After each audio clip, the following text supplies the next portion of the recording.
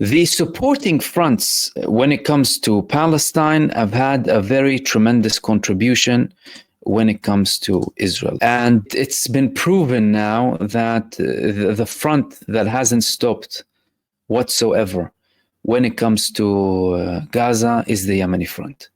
The Yemeni front, Yemeni Ansarullah, they conducted more attacks on Israel up until the last second, and they have another attack even tomorrow if Israel continues to conduct barbarism against the people of Gaza. What did they do? Well, there was a statement from Abdul Malik al-Houthi.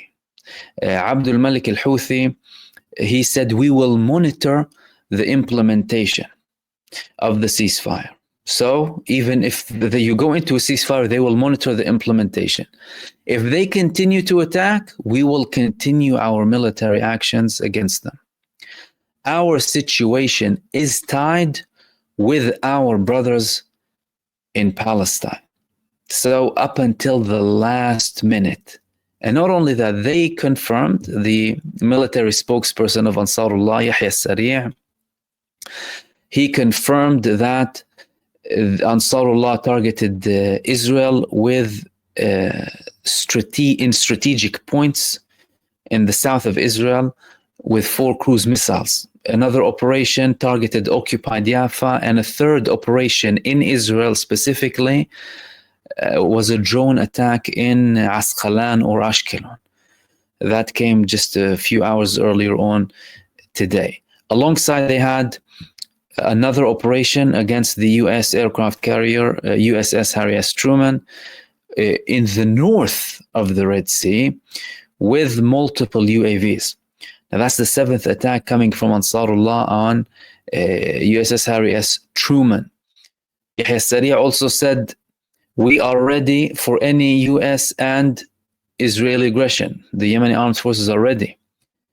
And we will monitor the situation in Gaza in case the enemy breaches the ceasefire.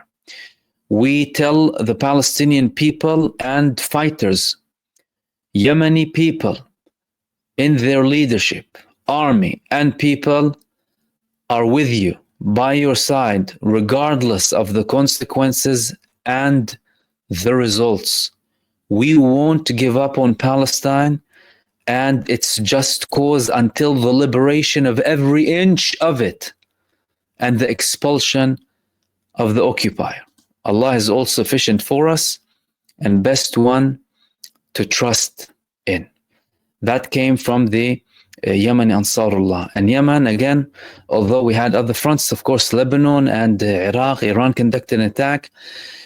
Yemen was the front that was active, and history will write this, by the way, that Yemen was the front that was most active to support the Palestinian people despite all of the pressure.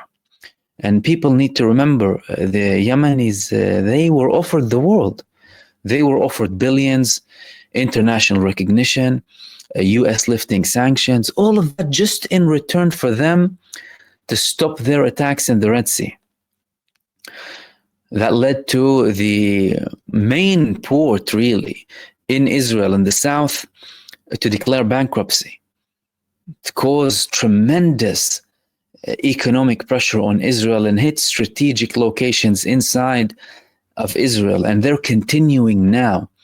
And again, that's something that's very important when it comes to the implementation of the ceasefire, by the way, and people need to realize that the Palestinians in Gaza, well, the people who are supporting them when it comes to countries, very few countries support them, or movements within countries support them. Having a front like that in Yemen is something that adds as pressure to Israel, because Israel knows, if I want to breach the ceasefire, I'm not going to only have to deal with potential repercussions from Hamas or the Palestinian resistance, I'm going to have to deal with repercussions from Yemen. And Yemen has hypersonic missiles, Yemen has drones, and Yemen can destroy us in the Red Sea. And that's something that applies pressure, something that should have been done by all of the world's countries against this genocide entity, but that Yemen stuck most with, and to the fullest extent, with the Palestinian people.